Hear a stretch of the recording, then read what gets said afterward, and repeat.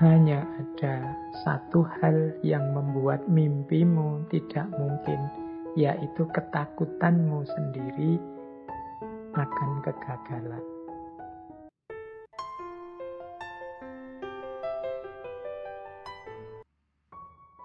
Saya tambah satu lagi dari tadi ya, Paulo Coelho.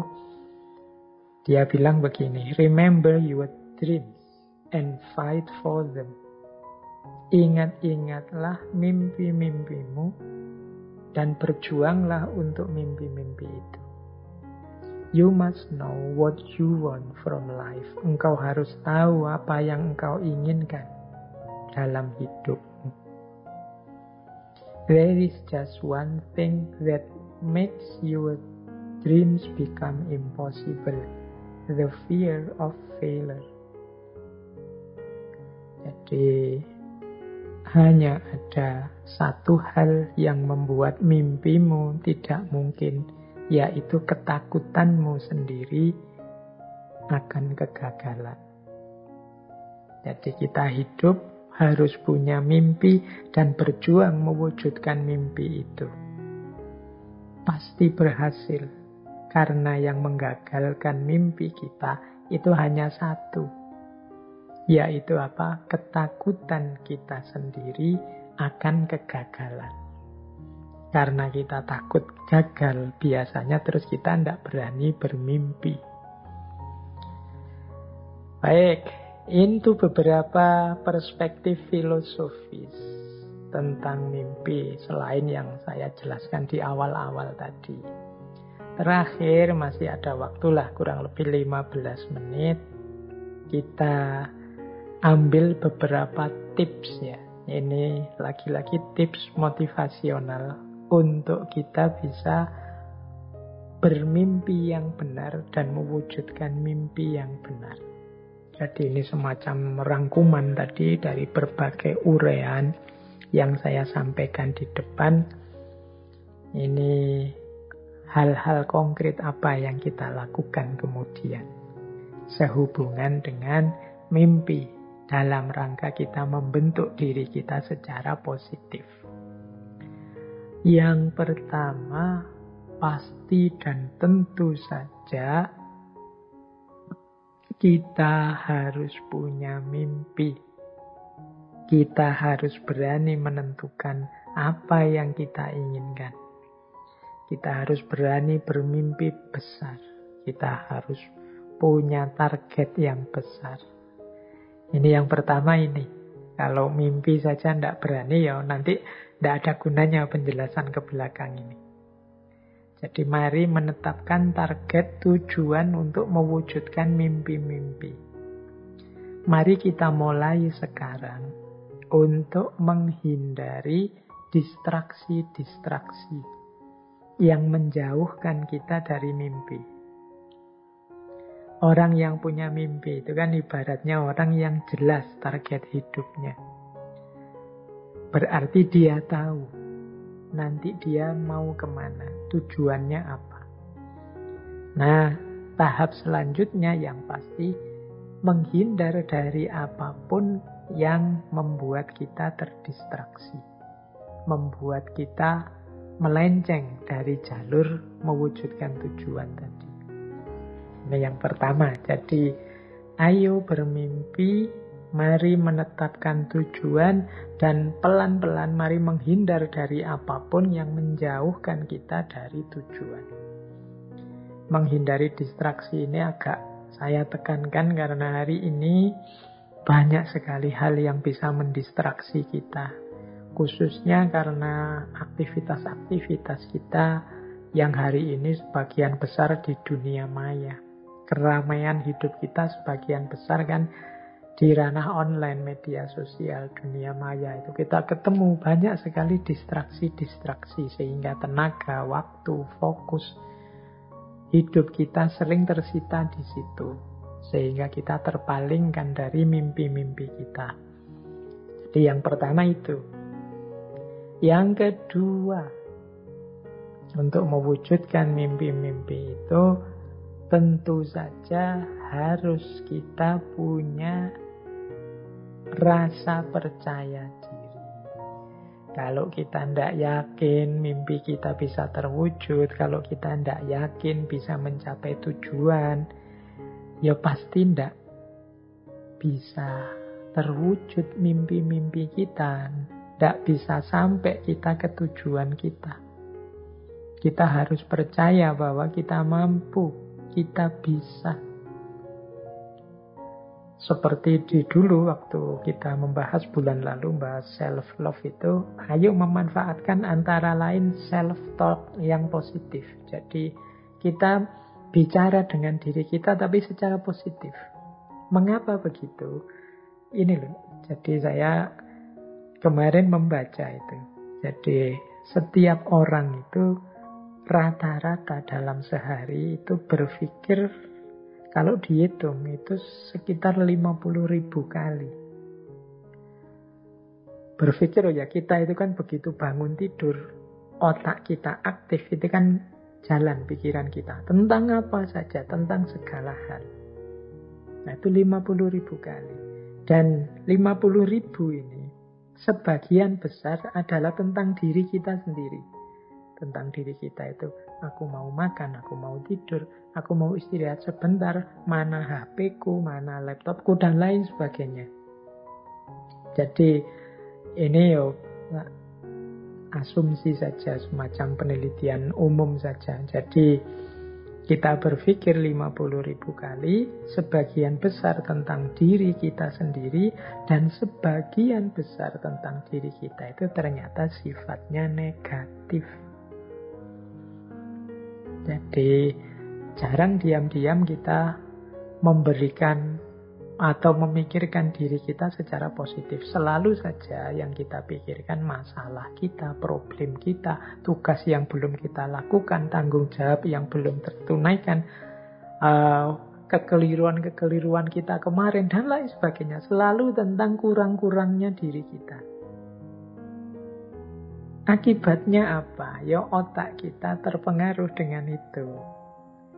Jadi dia tidak bisa memberikan 100% dayanya untuk membentuk kita dalam versi yang terbaik tentang diri kita. Wong kita pakai otak ini untuk selalu menegaskan di mana kurang kita, di mana masalah kita, di mana problem kita terus-menerus. Bukan berarti salah, tapi kalau sebagian besar sifatnya negatif, ya tentu saja kemudian terbentuk pandangan diam-diam, atau mungkin kalau bahasanya Freud tadi, di bawah sadar kita, bahwa kita itu banyak sekali kekurangannya, serba tidak sempurna, kita itu lemah. Akhirnya diam-diam kita ini jadi orang yang tidak percaya diri. Nah, makanya disinilah pentingnya. Tidak apa-apa kalau teman-teman punya media untuk self-talk. Self-talk itu ngomong dengan diri sendiri. Apakah itu langsung ngomong misalnya di depan cermin, atau lewat tulisan-tulisan, silahkan saja. Beri afirmasi-afirmasi positif terhadap diri kita untuk kita bisa membangun rasa percaya diri. Misalnya kita bilang ya pada diri kita, ya aku ini banyak kekurangan, tapi aku berhak dicintai. Aku ini punya hak untuk gembira. Sebagaimana semua orang, aku juga punya hak untuk bahagia. Nah, itu self-talk positif. Aku mampu mewujudkan apapun yang aku inginkan. Aku kuat menanggung apapun problem. Aku bisa menyelesaikan apapun masalah. Tidak ada masalah yang tidak mungkin aku selesaikan kalau aku mau. Aku mampu menarik orang-orang yang tepat ke dalam hidupku. Aku bisa mewujudkan mimpi dan cita-citaku sesuai yang aku inginkan. Aku terus ini self-positif, self-talk yang positif terhadap diri kita. Ini akan menumbuhkan rasa percaya diri. Ini boleh diulang, bulan lalu rekaman kita tentang self-love yang berhubungan dengan self-talk yang positif tentang diri kita.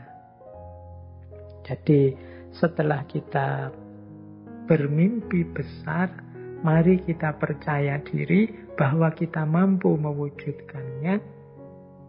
Kalau masih banyak unsur-unsur kerendah dirian, ketidakpercayaan pada diri sendiri, boleh digunakan self-talk yang positif pada diri kita sendiri. Nah, ini diantara strategi kita untuk mewujudkan mimpi.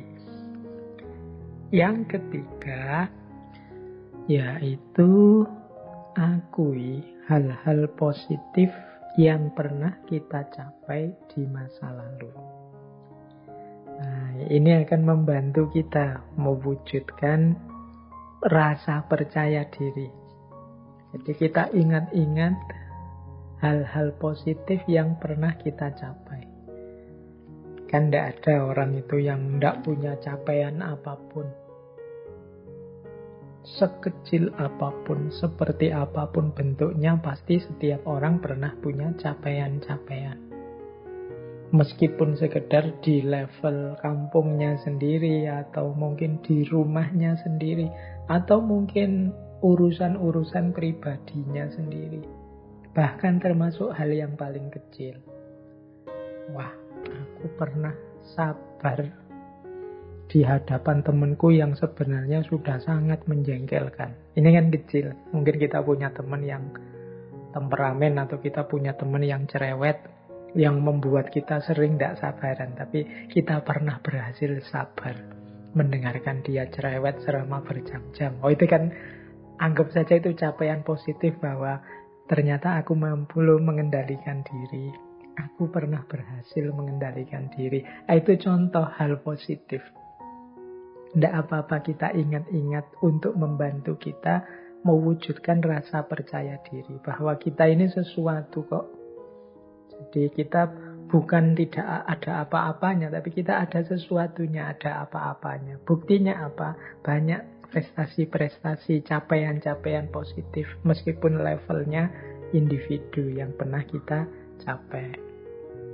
Ya, ini nanti lanjut juga ke yang keempat, kita mengakui, mengafirmasi kelebihan-kelebihan kita. Aku bisa ini, aku bisa itu, aku mampu ini, aku mampu itu. Ini membantu kita memahami diri sekaligus menumbuhkan rasa percaya diri. Saya yakin tidak ada satupun orang yang blank sama sekali, tidak punya kemampuan dan kelebihan apa-apa. Setiap orang pasti istimewa. Setiap orang pasti punya kelebihan sesuai yang dia miliki. Hanya saja mungkin dia melupakannya atau tidak menganggap itu sebagai kelebihan. Bisa jadi kan belum tahu, Pak. Kemungkinan sudah tahu, tapi mungkin dia tidak menganggap itu sebagai sebentuk kelebihan. Nah, mari kita bahasakan apapun yang kita bisa sebagai kelebihan. Misalnya, meskipun hal kecil. Saya bisa makan secara serius, Pak. Nah, itu kan juga kelebihan. Saya bisa minum, saya usahakan selalu sambil duduk, tidak sambil berdiri. Meskipun sama orang yang lain sambil berdiri dan lain sebagainya, itu bahasakan saja sebagai kelebihan-kelebihan dalam rangka membangun rasa percaya diri kita. Nah, selanjutnya ada strategi spesifik yang sering dijadikan tips banyak motivator, yaitu apa? Visualkan tercapainya keinginan kita. Ini pernah saya jelaskan di waktu kita sesi The Law of Attraction. Jadi memvisualkan keberhasilan. Misalnya, bayangkanlah teman-teman sedang menerima trofi juara pertama apa dan rasanya gembira sekali. Itu namanya memvisualkan. Bayangkanlah di atas pelaminan berdua dengan orang yang kita cintai, dan saat itu kita betapa berbunga-bunga. Keluarga juga begitu gembira melihat kita merestui. Itu namanya memvisualkan dalam pikiran kita. Bayangkan betapa orang kemudian tepuk tangan mengagumi kita saat kita berhasil meraih ini, dan lain sebagainya. Itu namanya memvisualkan, membayangkan. Nanti aku akan seperti ini. Bayangkan ketika kita sukses tadi, ya, ada cita-cita jadi presiden. Wah, kita dilantik di depan MPR, ditonton orang se-Indonesia misalnya. Visualkan. Ini akan membantu kita menguatkan keinginan kita juga. Ini kalau pakai the law of attraction itu akan menarik apa yang ada di sekeliling kita, mendukung keinginan kita. Nah, yang keenam, tentu saja kerjakan yang sudah kita rencanakan.